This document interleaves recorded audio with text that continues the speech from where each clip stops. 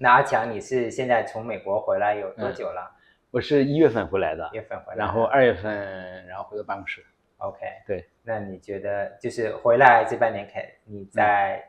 回来这半年时间你在做什么事情？然后你未来的规划，个人的规划是什么样子的呢？对，我回来以后的话呢，更多还是支持同事，就是因为我们原来公益这一块，就是整个大环境有很多变化，然后在战略的调整啊这一块我做的更多一点。对，因为具体执行呢，因为同事他们也都成长得很快嘛，所以就同事做了很多事儿，我基本上就变成一个支持者，就是A B C D 哪里需要帮忙，然后我更多在这一块帮同事一起能够把这些事儿给理顺，然后在战略这一块还寻找一些新的一些方案吧，我觉得。但是你的精力还是在就是出色伙伴同性恋亲友会在一心扑在这上面，还是至少回来之后这大半年吧，我觉得短期内可能也会，我觉得希望。因为它其实是一个转型期，就这个转型，因为原来我们在做的时候呢，就是成长很快，然后在疫情之前成长很快，那疫情之后的话呢，遇到一些挑战嘛，遇到一些挑战以后的话呢，整个原有的一些工作方法呀、工作思路啊，以及那些战略的，都不太适应后面的一些环境了，所以我们需要找到一个在另外一个时代里面可用的一些方式吧，我觉得。那长期来讲，有些什么样的规划吗？我们现在的话呢，我跟我伴侣一起嘛，对吧？这个，所以我就没有那么的这个怎么说呢？我觉得现在可能我们更想做的，还是希望在国内能够把这个事做好。就这个是我第一这个目标，也是我自己内心里面让我有成就感的事儿。当然也有其他可能性哈，在其他的可能性里面，我们还是觉得说，这个如果在国内的环境里面。能够把我们原来亲友会这一块事情做得更好，能够帮到更多的家庭，然后呢也让我更有成就感，也是我自己觉得说我最有使命感的一个事儿。但是如果实在说这个事做不了，我也可能会考虑别的可能性。对。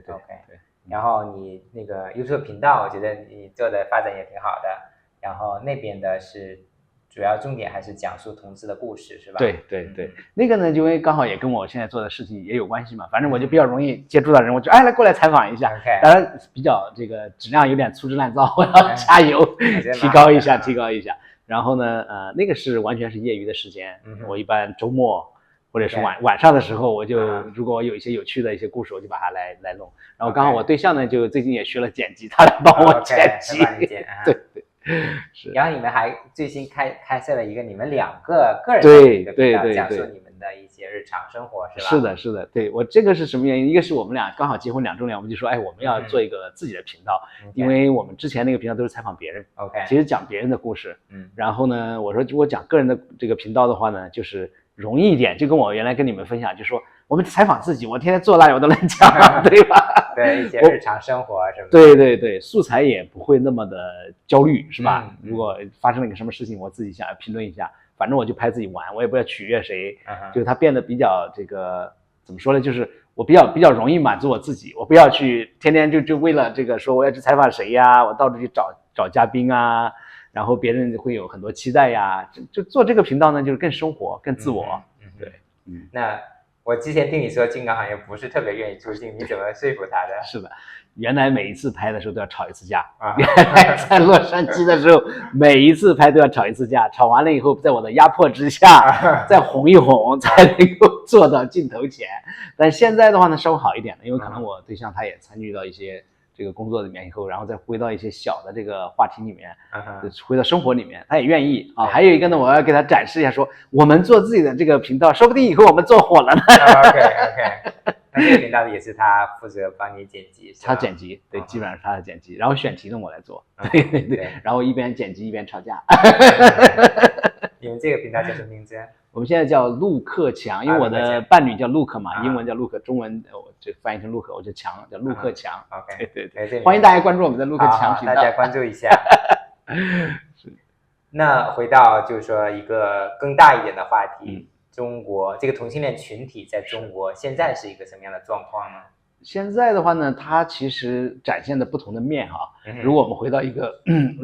一个个体的生活的这个层面里面，其实像广州啊、深圳啊、北京、上海这种大城市里面，很多的这个同性恋群体或者性少数群体，他过自己想要的生活没什么问题。嗯哼，就如果你不说我要主张权利啊，我也不 care 什么其他东西啊，我过我自己的精致的这个生活呀，小生活呀，你该找伴侣找伴侣啊，该约炮约炮啊，该要下一代要下一代呀，其实没什么问题。但是要低调，要低调，对吧？这个，当然你在你自己的生活里面不是那么低调也没事儿啊。对，对你不要在公共的这个空间里面要东西，是可以的。它跟俄罗斯很不一样，俄罗斯可能你出去告诉别人你是同性恋，你在生活里面可能都会有一些人，对吧？就可能空间更小一点。那至少是就说已经去罪化了，已经确定化了。对，我比较客观的讲，就是说在大城市里面。甚至在中小城市里面，只要你自我认同比较好，在中国你作为一个同性恋没有那么大的一个，就压迫感没有那么强，其实更多的压迫还是来自于你的家庭、你的父母对你的期待里面。但是呢，如果你要做一个公益组织，你说我想为这些人群争取权利，那就是另外一个故事了。对，这个故事可能就会说比较难。对，你更多的是，如果你想要进入到公共空间。想把这个话题带到公共讨论里面，那这个就不一定是政府的这个设置的议题了，或者他会觉得说这个议题有点敏感，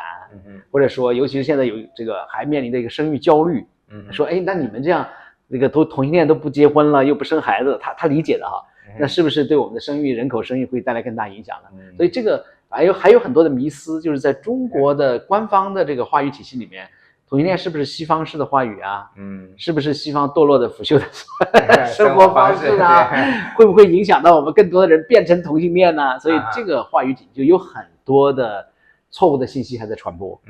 它没有回到一个科学的一个常识的一个审，还没到这个阶段。就从这方面来讲，应该还任重道远。我觉得需要更多的。性少数能够站出来，或者说走出来，就我们讲的可见度嘛。就我们要让我们周边的，无论是你的父母、你的亲人，或者哪怕是这些这个决策者，他们能够看到说性少数就是我的亲人，他们就是普通的人。当大部分人都能够有这样的认知的时候，那些错误的信息也就渐渐少了。其实对这个性少数在未来走向平等的这个层面里面，我会觉得更容易一点。好的，那就是从对我们个体来讲，不过是就是整个来讲，我觉得你做的事情，包括这个组织做的事情，我觉得非常非常有意义。是。那作为我们个体，不管是在国内的同性恋群体，或者在国外的，也可能是同性恋群体，或者是想支持这种同性恋群体的这样的人，我们可以做些什么事情呢？捐款啊，或者说做一些什么事情可以去支持你们呢？是，谢谢啊。所以我们现在其实也有很多的这个朋友，比如说他有可能在海外学习啊，但是他的家人还在国内，对吧？有时候说，哎呀，我的父母要怎么能够去到你们那边，能够帮我父母解决一些挑战啊？这个确实求助的里面也有很多来自海外的朋友，当然也有一些海外的朋友就说，那你们做的工作很有意义啊，我可以怎么去参与进来啊？我觉得。比如说做志愿者啊，也可以哈。志愿者，你像我们的志愿者里面，有的是原来有早期的这个人工智能没有那么发达的时候，有很多人给我们做翻译，对吧？现在就不需要了。现在可能不太需要了，ChatGPT 一会儿就帮我们看完了。对。然后还有呢，就是有一些研究者，他们可能在海外学习啊，他就说，那你们有什么研究需要做，我也可以帮忙。所以这也是一种参与方式。那么还有一些的话呢，比如说我们做一些这个。像我们现在拍一些视频啊，然后做一些传播呀，有些专业能力的志愿者也很愿意帮忙，有各种各样的参与方式哈。当然我们呢，因为在国内做公益组织的话，我们现在筹款也不能从海外筹款，都只能在国内筹款。所以呢，就是说这个也有人，大部分我们还是依赖于月捐嘛。所以如果有一些人觉得说我也很愿意支持你们的话呢，也可以加入我们的月捐啊，这个是比较能够这个持续的一种方式。对。那其他的话呢，我觉得像你刚才说的，就是提到每个人真正的能够站出来，然后讲述自己的故事，然后做真实的自己，让这个能见度可能就会整体的提高一点点。是的。我觉得其他的就像您刚才讲，就是说，如果他在国内，他跟他家人和朋友出柜，那也是在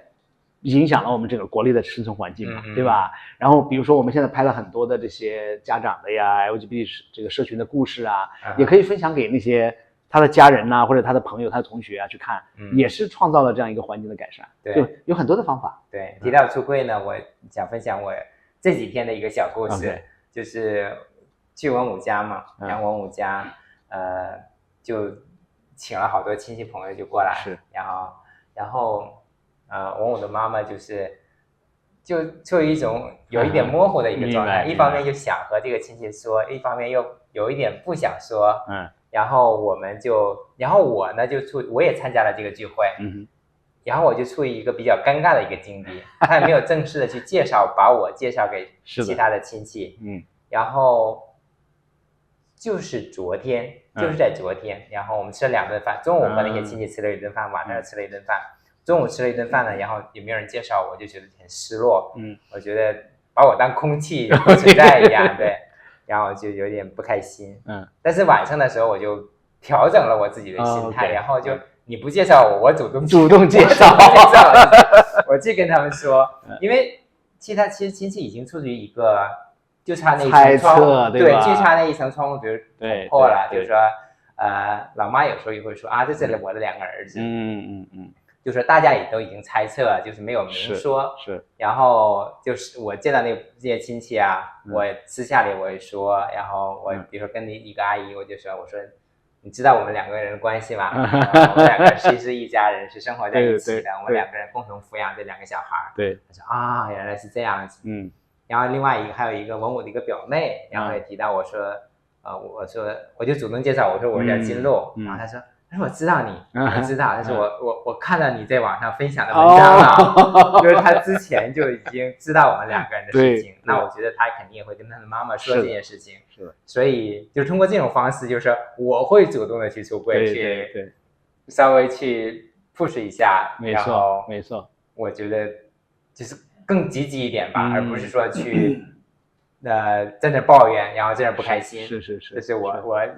个人的一个小策略吧。我觉得很有意思，就是一个是更主动的去讲，对吧？因为你已经足够的自我认同，足够的强大以后，我不觉得这是一个羞耻的要躲藏和遮掩的东西，对，我就主动说出来，这是一个很有意思的一个很有效的方法。但是我同时呢，我感同身受哈，因为假设如果我去我伴侣家里面的时候，如果我也像空气一样的话呢，我可能也会有点不舒服，对吧？所以呢，我们要的是那种仪式感的东西，对吧？对。比如说，如果是我的因为我有几个姐姐，如果我的姐夫来我们家的时候，那肯定会觉得说谁家的什么女婿过来，或者说怎么样过来，我们今天有什么活动。所以呢，其实呢，我也觉得那种仪式感是重要的。对。如果有一个被介绍的过程的时候，我觉得那个仪式感是重要的。那么第3个呢，你刚才讲的是我想的一个方法哈，就是我们现在这个亲友会里面有一些家长，他们的孩子出柜时候，他会把所有的亲戚喊在一起吃一顿饭，告诉他们说，我今天邀请你们一起吃饭是因为我儿子是同性恋，或者我女儿是拉拉，然后呢，以后你们就不用给他介绍伴侣了，以后我们家就按照这个生活。如果你们要认同呢，我们就是好亲戚继续走；如果不认同的话呢，那我没关系，你们过好你的生活，我们就过好我们的生活，大家也可以不来往，就直接讲。我觉得这是一个非常非常好的一个方法，对，但是它有一个基础是建立在就是说很强的自己对，包括那个父母那个家长有一个强大的自我认同，有一个强大的一个心理的对有这样的一个基础才行。是的，还有一个呢，我刚刚想，如果那个文武妈妈她可能要提前准备好的话呢，其实可以提前发一个信息给所有的亲戚，就这样的话呢，就你在见面的时候不需要再讨论这个，因为他会在私下里面已经讨论完了，这个事已经结束了，就第2篇了。就第1篇就是我已经告诉了，明天我邀请你们来我们家吃饭哈，我儿子跟他的伴侣啊，还有我们家2个孙子都回来了，我们也很开心，让你们都认识一下，我们家文武和金武都认识，就这个过程一次性走完就好了。对，就这个也很有意思。对，其实我也觉得是一个好方法。其实我也之前他老妈去我们家的时候，我也建议他，我说我希望老妈去发一个朋友圈，告诉所有的亲戚朋友，说这是我们一家人，这是我们2个孙子，然后怎么样。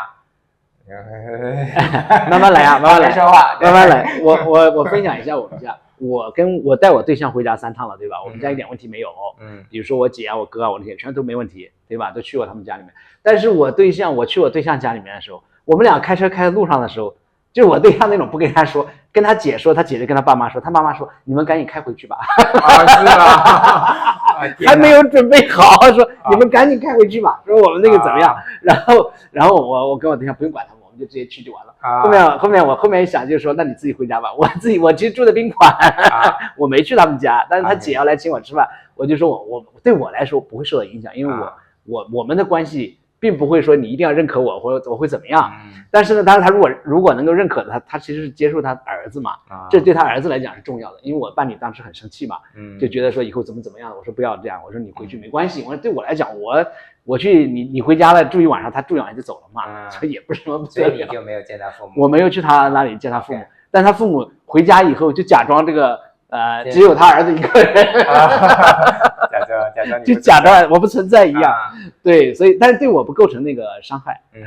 就很有意思这个。对呀，所以每个人的故事，每个人情形也不一样，每个人的故事也不一样。阿讲的频道里面有很多不同人的这种不同的故事。是的，对。那行，那我们今天就